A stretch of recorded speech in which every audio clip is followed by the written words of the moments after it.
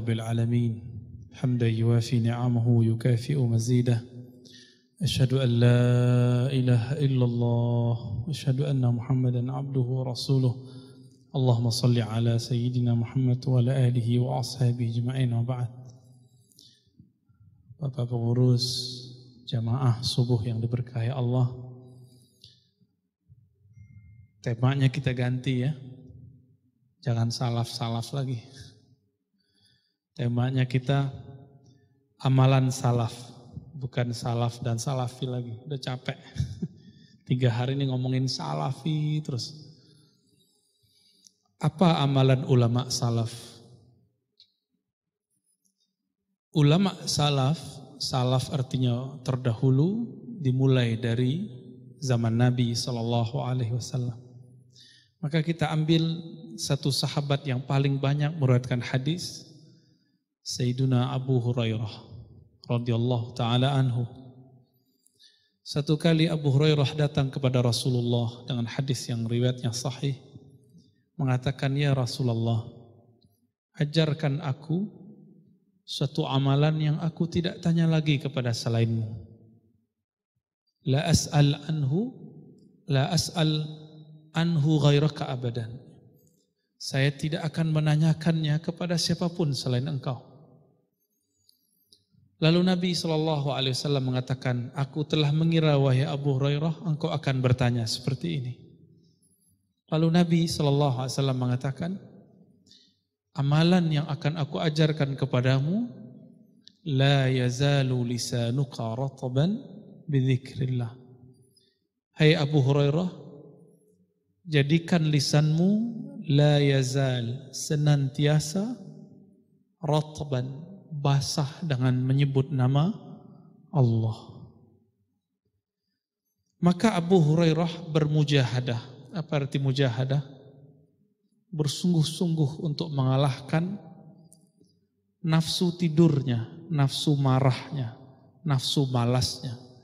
Karena zikir itu lawannya cuma satu, malas. Benar Pak ya?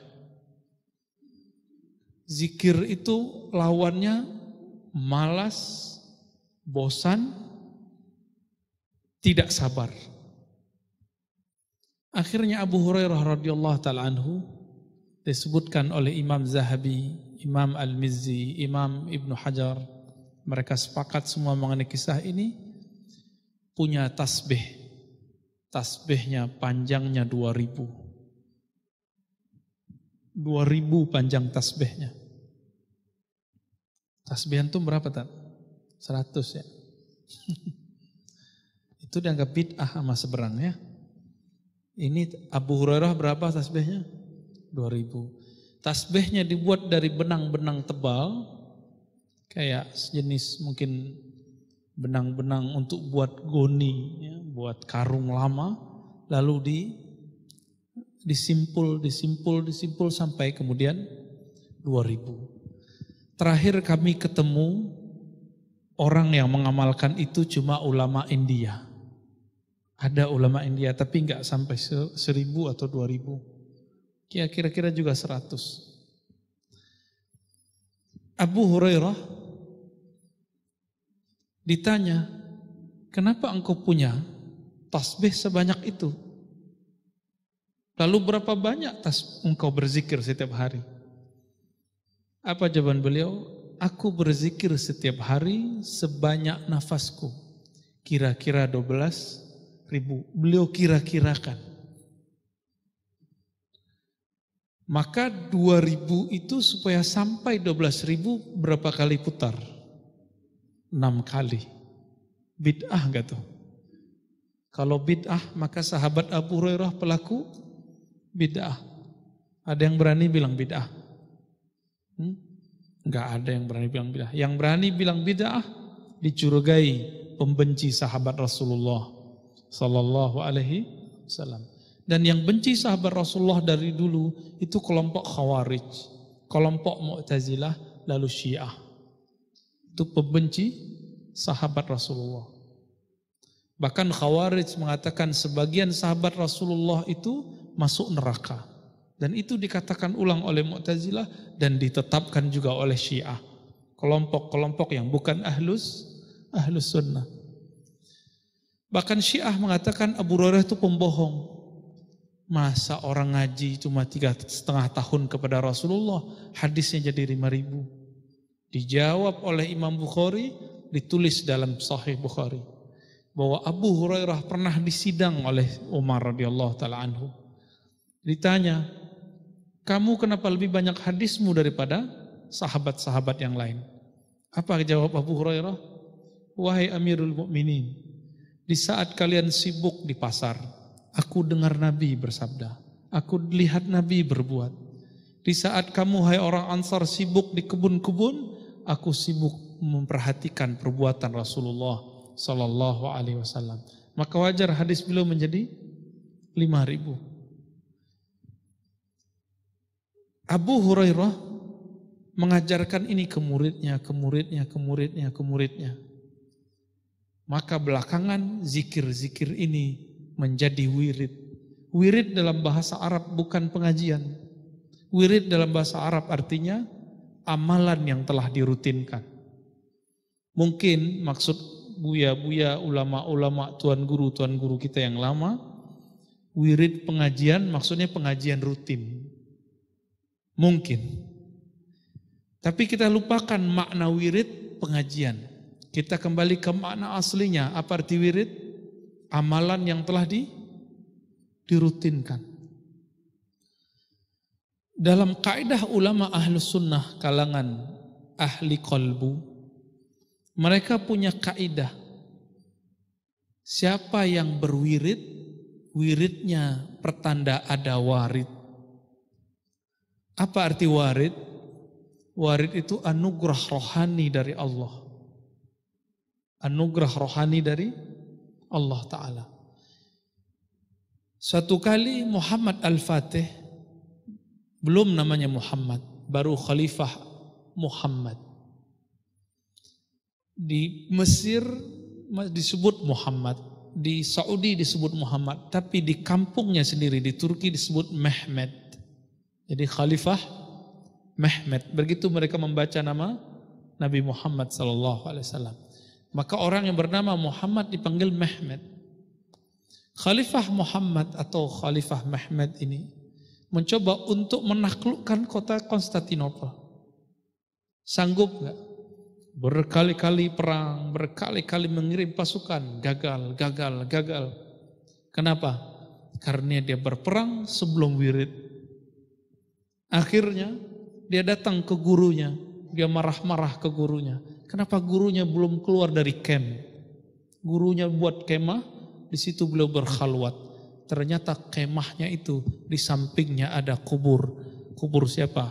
Sahabat Nabi Abu Ayyub Al-Ansari.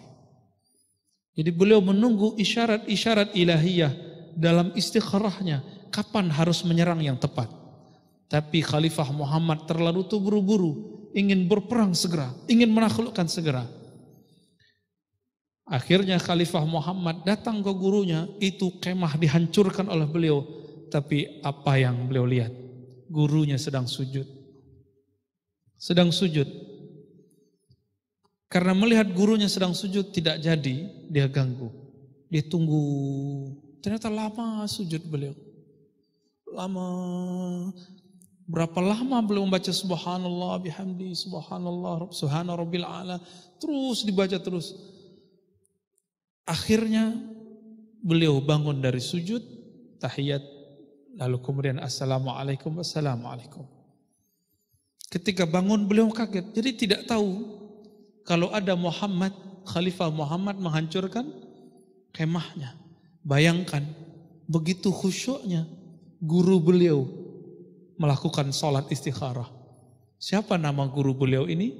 Namanya Syekh Syamsuddin. Syekh Syamsuddin ahli qalbu, ahli zikir. Ulama Turki mengatakan beliau mursyid tariqat Naqsyabandiyah. Tapi saya belum pastikan. Tapi sangat mungkin. Akhirnya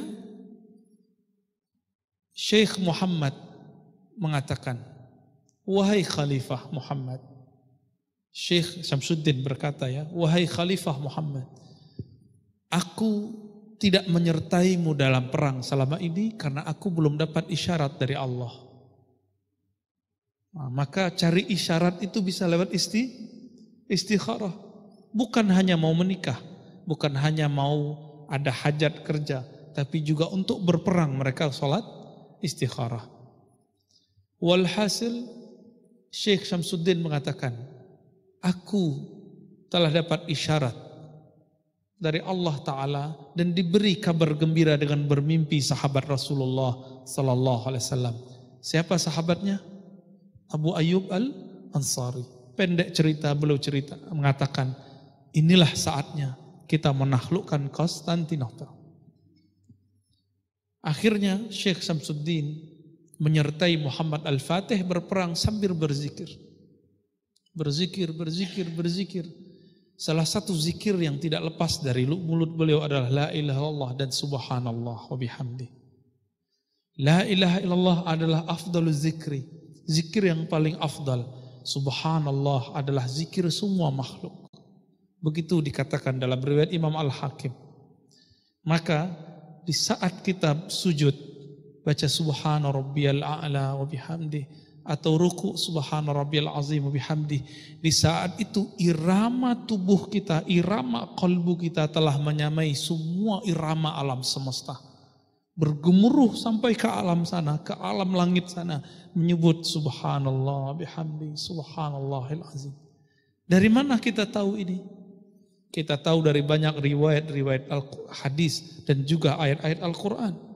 Di dalam Al-Quran kisah Nabi Adam, masih ingat ketika Nabi Adam diangkat menjadi khalifah. Khalifah artinya pemakmur yang menggantikan makhluk sebelumnya. Apa kata para malaikat? Kenapa yang dipilih Adam? Kenapa tidak kami? Sedangkan kami mensucikanmu dan membaca subhanallah untukmu. Nuqaddisulak, ya, mentakdismu. Nusabbihu bihamdik, kami mengucapkan subhanallah bihamdi. Kenapa bukan kami yang dipilih jadi khalifah?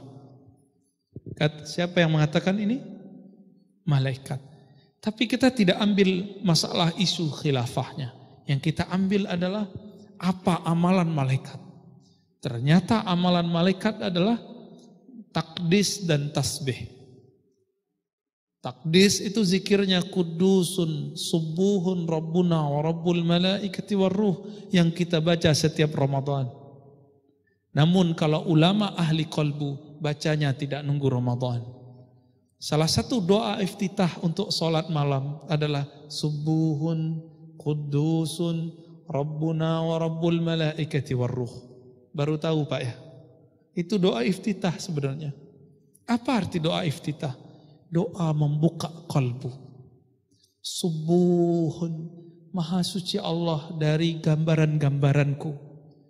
Kudusun, maha suci Allah dari yang tidak pantas aku bayangkan. Rabbuna, Rabb kami, Tuhan kami, pencipta kami. Wa rabbul malaikati warruh. Dan semua Rabbnya, Tuhannya malaikat dan ruh. Maka di saat itu ada pengakuan bahwa Allah adalah Rabb-nya. Itulah koneksi tertinggi antara roh dengan Allah Ta'ala. Bapak Ibu Saudara ikhwan akhwat fillah. Maka dengan zikir inilah ditambah dengan strategi yang sudah tenang, Muhammad Al-Fatih menaklukkan Konstantinopel. Jadi selama ini Muhammad Al-Fatih ingin menfutuh, ingin menaklukkan Konstantinopel dengan ambisinya. Ambisi itu kalau bahasa Arabnya mungkin hawa nafsu, dengan keinginannya. Tapi orang kalau berzikir, ala bizikrillah tatmainnul qulub, ketahuilah hanya dengan menyebut nama Allah kalbu jadi tenang.